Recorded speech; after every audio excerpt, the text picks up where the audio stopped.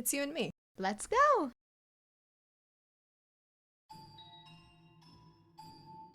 Several days passed by. As Bestia began to act more like a person, the mansion followed suit, slowly becoming more habitable, though not yet back to its former glory. No flowers grew in the garden, but neither were there weeds infesting it. The dusty corridors, shattered windows, and rusted-covered kitchen gradually returned to their proper estates. Bestia learned how to change his own clothes and how to draw a bath. No longer did I have to wait on him. Hand and foot, he could take care of a number of things all by himself. What was left for food we acquired from the forest. Never did he go to purchase supplies from the village. Rather, he captured hares and gathered herbs hidden in the overgrowth. There were days without incident. And though such a life may be wont for excitement, peace is something that you mustn't take for granted. Those who have it cast aside, finding the leisurely flow of time dull. Only those who had never experienced it truly know how precious it is. Bestia appeared to be content. He wore an expression of solitary serenity. Someone! Is anyone there? And then one day, a crack formed in the uneventful tranquility. Is anyone in there? Could you part with some food? I don't need much. Some food and water. Just a little. That's all I need. Bestia looked over at me, as if seeking my aid. Ironic, no? It was the visitor who was truly in need of aid. I pondered it for a few moments, deciding that I could not simply turn away someone calling upon the mansion. Had Bestia ordered me not to let him in, I would have followed his instructions, but he said nothing. It's the man!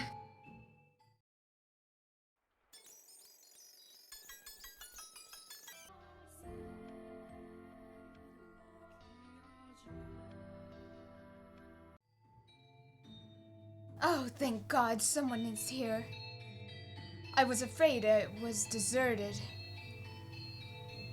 You said you were in need of sustenance? Yes. It doesn't have to be much. Anything to quench this thirst. I got lost and it's been several days. Give me a few minutes. I will find. Let him in. A firm, deep voice came from behind me. I was quite startled. When had the beast learned to act so much like a human? When had he learned to speak so clearly, and to behave so much like a master? Ah, Upon seeing Bestia, a look of terror appeared to cross the wanderer's face for a moment. To my eyes, Bestia was the very image of a head of the house, but to an outsider, he probably appeared to be nothing more than a beast in man's clothing. Prepare him a meal and a bed. I suspect he is quite tired. Thank you very much. But in time, the fear drained from the man's face. Bestia sat precariously on the border between man and beast. Though he still had his doubts, the wanderer revised his first impression, deciding Bestia was human. As the wolf had fooled the little girl in the forest, he too had succeeded in playing the role of a man. I thought I was a goner for a while there, but you really came to the rescue. And a meal like this on top of that? You really didn't have to. Though, I guess that's not an appropriate thing to say as I'm eating. What kind of meat is this? Hare. It's really tender for a rabbit. And here I thought it was beef. You have a quite skilled chef. Oh, is she the one who cooked this? Is she your wife? Oh no, I am merely a servant. Female servant, huh? Don't see that very often. This mansion's just full of surprises. I could hardly believe it. Lost for days, and as soon as I think I'm dead, there it is. Thinking back on it now, it's miraculous. But why are you two living alone in a house on a cliff? We. Oh, I beg your pardon. Asking so many questions without telling you about myself. My apologies. Just a little too excited to finally see other people. I'm a merchant. I do international trade. Until a few years back, spice exports pretty much all came from one place. But now that we've established trade routes of our own, my country's fighting tooth and nail to push its exports. And in fact, some have lost a few teeth in the fight already. But that's just how it works. It's cutthroat world. You do what you must to survive. That's just how it works, the merchant said, a sorrowful look on his face. He was quite clearly putting on a show, though. Confidence in himself and his homeland radiated from that man. I came to this land to do business. But much to my chagrin, I somehow ended up lost in the forest. Had I wandered around much longer, I'd have lost the chance to ever see my beloved again. Oh. You're beloved. Yes, sir, I'm constantly out on business, so we only get to see each other a few times a year. But she always waits for my return. I'd like to introduce you to her, if I ever get a chance. She's a pretty girl, if not especially striking. Is that so? The merchant was a man of many words, and I, for one, do not mind a lively supper table. Though I know not how Bestia felt, at the very least I was glad he had invited the wanderer into the mansion. He was, after all, holding a proper conversation with somebody, and he seemed to be having success concealing his piercing beast-like gaze. However... Oh, right, I stopped by the village before entering the forest, and I heard a bone-chilling tale there. As soon as the merchant brought up the subject, a palpable tension spread through the room. They say there have been sightings of a beast. It's a creature unlike anything anyone has ever seen. Not a wolf or a bear or anything like that. It even attacked the village once, killing several people. Thankfully, the men managed to drive it out, but the creature is still alive. There's nothing in the world scarier than a vicious beast. So you should keep an eye out. Wouldn't want to accidentally let a murderous beast into your home. At the villager's instance, I had a smithy forge me a knife. Is that knife Huh? with you now? Well, yeah, I've got it on me. Only good to defend myself with, but it's better than... That knife, you brought that knife. You're here to kill me with that knife. What? You're going to stab me again and again with that knife like they did last time. That's why you're here, isn't it? Oh, what? What are you talking about? What's gotten into you? Stab and stab and stab. Calm down. What are you so worried about? I'm not here to hurt you with this. Oh, what did you just say? Ah! I like to imagine that before the wolf ate the poor little girl, he said, Is this what I always look like?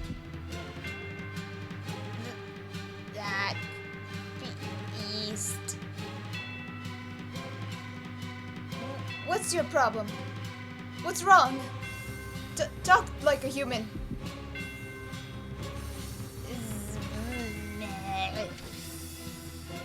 Stop! Stay back! Get any closer and I'll stab you to death! You act like you only just realized I'm a beast. Ah! That's right. I'm a beast. I killed them. Stay back!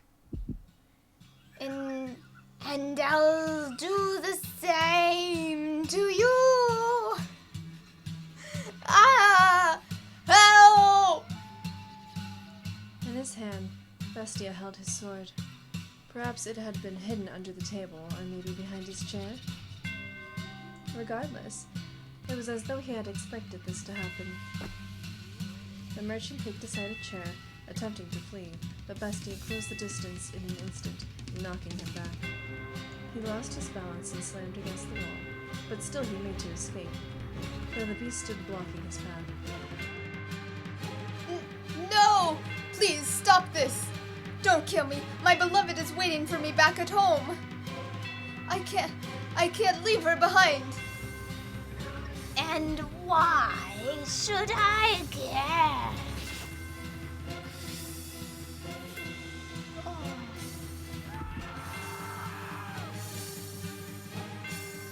A dreadful scream echoed through the dining room. I reflexively covered my ears. Please! Help! Someone! Anyone! No one's coming for you. This mansion's a long way from town. Help! That woman, where did she... Why isn't she here? She was just...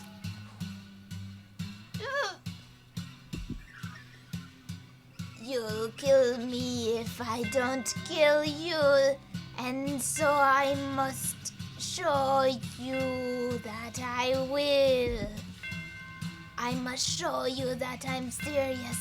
I must kill you, or you won't understand. You just won't understand. If I don't show you firsthand, you won't understand. I'll make you understand. I'll make your flesh and bones understand. I'll kill you. I'll kill you.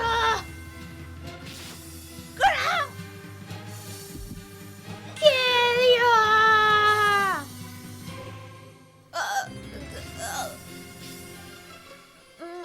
Monster.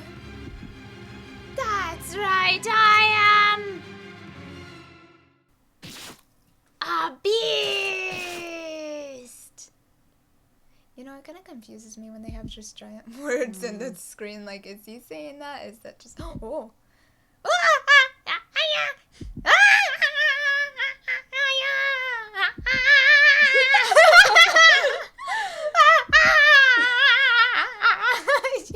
You're messing my Sorry.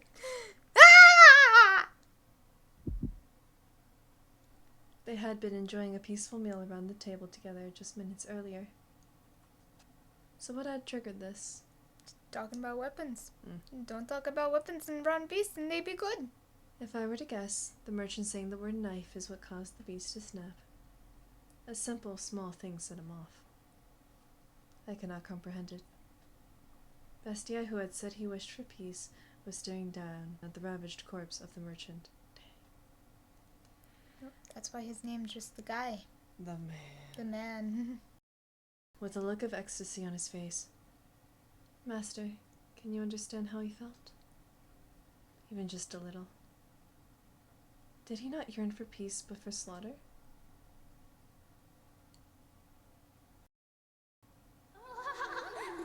Innocent children. Our beautiful children have died.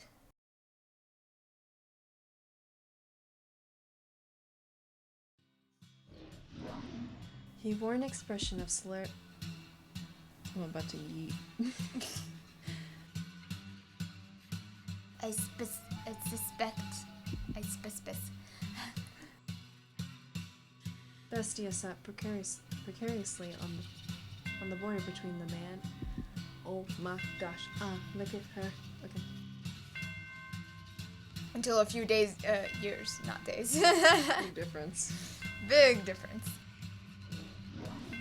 But now we've established. I don't know why I put an X in there. But much to my... What is that? Chagrin? What incarnation?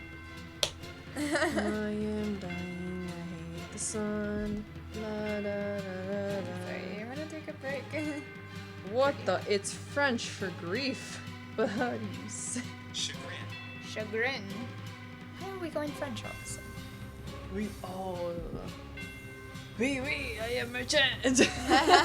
Wait. Oh, right. I stopped by the village before entering the forest, and I heard a bone-chilling tale.